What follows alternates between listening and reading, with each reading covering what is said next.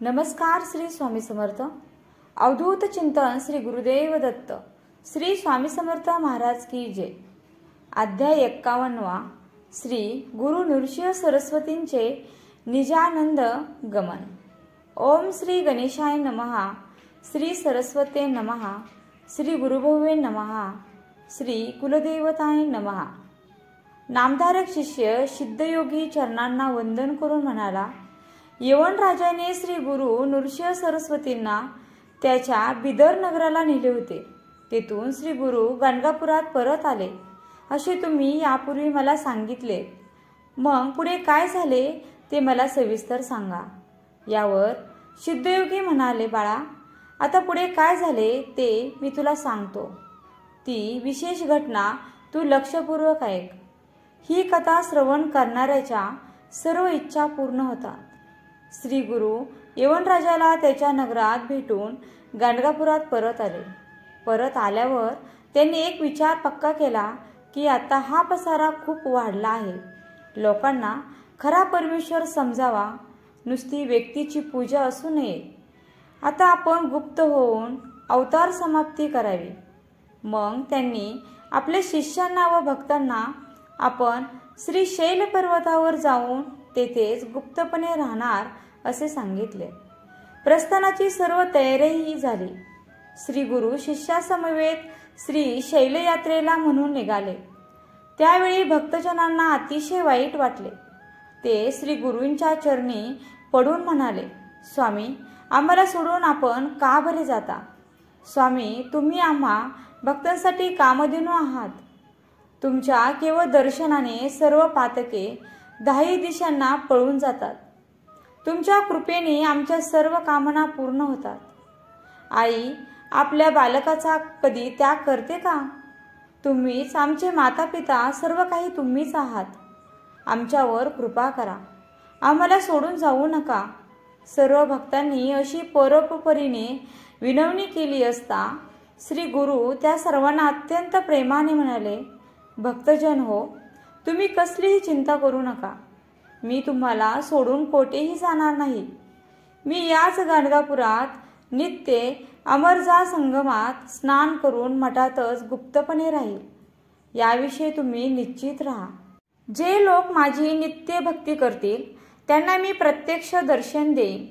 मात्र जे अज्ञानी लोक आहेत त्यांच्या दृष्टीने मी शैलयात्रेला जात आहे.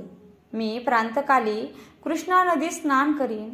कृष्णा पंचगंगा संगमावर औदुंबर क्षेत्री अनुष्ठान करीन. संगमावर पुन्हा स्नान करीन. मध्यान्हकाळी मठात येईन. तेथे मी भक्तांच्या पूजेचा स्वीकार करीन. तुम्ही कसलीही चिंता करू नका.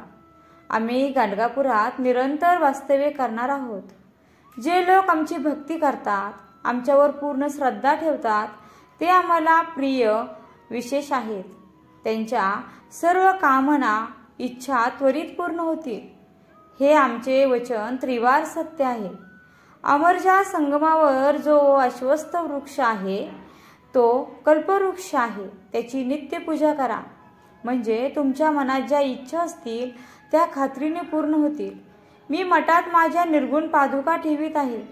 अश्वस्थाची पूजा करून मठात येत चला व तेथे माझ्या निर्गुण पादुकांची मनभावे पूजा करीत जा. विघ्नहर्त्या चिंतामणी श्री गणेशांची पूजा करा. त्यामुळे तुमच्या सर्व चिंता नाहीशा होऊन इच्छित फळ मिळेल. आमची दररोज त्रिकाल आरती करावी, म्हणजे सर्व कार्य सिद्धीला जातील. अशा रीतीने सर्व भक्तजनांची समजूत घालून त्यांना आशीर्वाद देऊन श्री गुरु नृसिंह सरस्वती श्री शैल यात्रेसाठी निघाले. सर्व भक्त त्यांना प्रेमाचा निरोप देऊन मठात परत आले. त्यावेळी त्यांना श्री गुरु मठातच आहे असे दिसले. श्री गुरु आपल्या 4 शिष्यांसह पाताळगंगेच्या तीरावर आले. त्यांनी शिष्यांना सांगितले, माझ्यासाठी फुलांचे आसन तयार करा. मी या नदीतून श्री पर्वतपर्यंत जाईल व मल्लिकार्जुनाशी ऐक्य साधून राहील. श्री गुरूंनी असे सांगताच शिष्यांनी शेवंती, कमळ, मालती, कल्हार अशी फुले केळीच्या पानात गुंडाळून आणली. त्या फुलांचे त्यांनी सुंदर आसन तयार करून ते गंगेच्या पवित्र पाण्यात ठेवले आणि मग श्री गुरु त्यांना म्हणाले, आता तुम्ही गावात परत जा. हे ऐकताच सर्व शिष्य दुःखी झाले. श्री गुरु त्यांना समजावीत म्हणाले, आम्ही गाणगापुरातच मठात असू, तुम्हाला दर्शन देऊ, कसलीही चिंता करू नका. लौकिकदृष्ट्या आम्ही जात आहोत असे दिसले तरी आम्ही नित्य भक्तांच्या घरीच असू याची खात्री बाळगा. असे सांगून श्री गुरु उठले व नदीतील आसनावर जाऊन बसले. आता मी निजस्थानी जातो, तेथे गेल्यावर प्रवाहातून फुले प्रसाद म्हणून पाठवितो, असे ते शिष्यांना म्हणाले. आणि त्यावेळी कन्याराशीत गुरु होता. बहुधान्य नाम संवत्सर होते आणि त्या दिवशी माघ वद्य प्रतिपदा होती. वार शुक्रवार होता. शिशिर ऋतू होता आणि श्री गुरु निजानंदी बसले. त्यावेळी ते शिष्यांना म्हणाले, आम्ही निजधामाला जात आहोत. तेथे पोचल्याची खूण म्हणून शेवंतीची 4 प्रसाद पुष्पे प्रवाहात वाहत येतील. ती तुम्ही घ्या, आमची नित्यपूजा करीत जा आणि त्यामुळे तुमच्या घरी अखंड लक्ष्मी राहील. आम्हाला गायन खूप आवडते.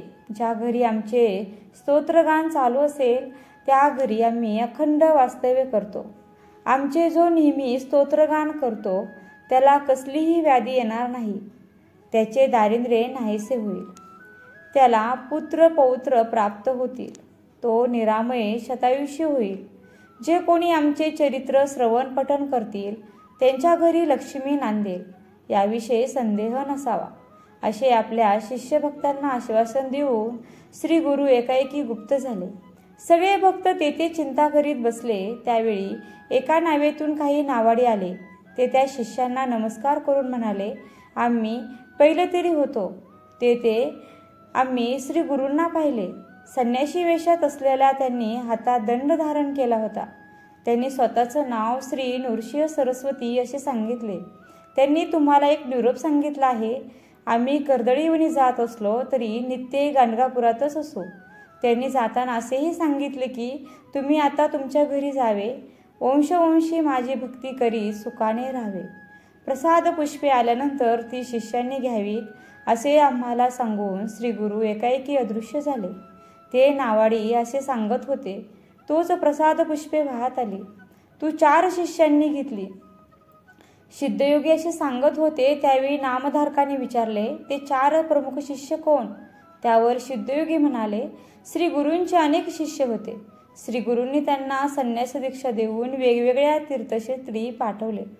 त्यातील कृष्ण सरस्वती, बाल सरस्वती व उपेंद्र सरस्वती व माधव सरस्वती या 4घांनाही तीर्थयात्रेला पाठवले.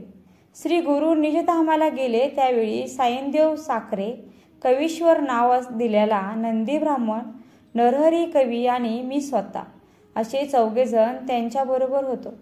आम्ही ती पुष्पे काढून घेतली. ते पुष्प आजही माझ्याकडे आहेत. त्यांची मी नित्य पूजा करतो, असे सांगून सिद्धयोग्यांनी नामधारकाला ते शेवंतीचे पुष्प दाखविले. सिद्धयोगी नामधारकाला म्हणाले, नामधारका, श्री गुरु नृसिंह सरस्वतींचा महिमा हा असा फार मोठा, अद्भुत, अपूर्व आहे. तो अपार आहे. त्यातील फार मोठा भाग मी तुला सांगितला. नामधारका, साक्षात कामधेनू असलेले श्री गुरुचरित्र मी तुला सविस्तर सांगितले. आता तुझे दैन्य दारिद्र्य पळून गेले असे समज आणि हे श्री गुरुचरित्र लिहून काढतील किंवा याचे जे श्रवणपठण करतील ते लक्ष्मीवंत होतील. त्यांना 4 पुरुषार्थांची प्राप्ती होईल. त्यांच्या मातृपितृ उभयपक्षी महानंद होईल. त्यांना पुत्र पौत्रांची प्राप्ती होईल. असे हे श्री गुरुचरित्र सिद्धांनी नामधारकाला सांगितले आणि ते ऐकून नामधारकाला परमानंद प्राप्त झाला. त्यांच्या सर्व इच्छा तात्काळ पूर्ण झाल्या. ग्रंथकार सरस्वती म्हणतात, नामधारकाने या श्री गुरुचरित्रांचे जे मोठ्या भक्तिभावाने श्रवणपठण करतील त्यांना धर्मार्थ काम मोक्ष हे 4 पुरुषार्थ प्राप्त होतील. श्री गुरु नृसिंह सरस्वती त्यांचे वंशवंशी रक्षण करतील आणि म्हणून सरस्वती गंगाधर श्रोत्यांना वंदन करून सांगता, श्रोते हो, सर्व इच्छा कामना पूर्ण करणाऱ्या या श्री गुरुचरित्राचे तुम्ही नित्य भक्तिभावाने श्रद्धेने श्रवणपठण करा. तुमचे सदैव कल्याण होईल.